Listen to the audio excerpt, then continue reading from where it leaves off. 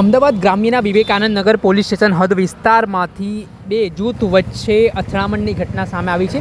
એક જ કોમના બે જૂથ છે તે સામે આવી ગયા હતા। માત્ર વાહનમાં હોર્ન વગાડવાને લઈને વિવાદ થયો અને જોતામાં મામલો બીચક્યો હતો। ઘટનાની વિગતે વાત કરીએ તો 10 મેની રાત્રિએ એક જૂથના જે લોકો છે તે રેલવે ફાટક પાસે હતા, ત્યારે બીજા જૂથનો શખ્સ છે તે બાઇક લઈને આવ્યો હતો અને તેણે હોર્ન વગાડ્યું, તેને લઈને વિવાદ થયો, બોલાચાલી થઈ।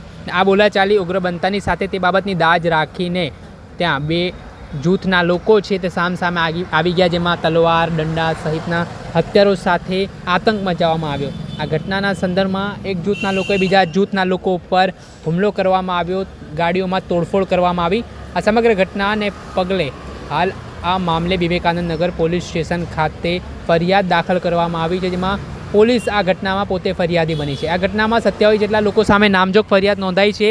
50થી વધારે ટોળા સામે તેમજ 7 આરોપીઓની ધરપકડ પણ પોલીસે કરી હોવાની વિગતો સામે આવેલી છે।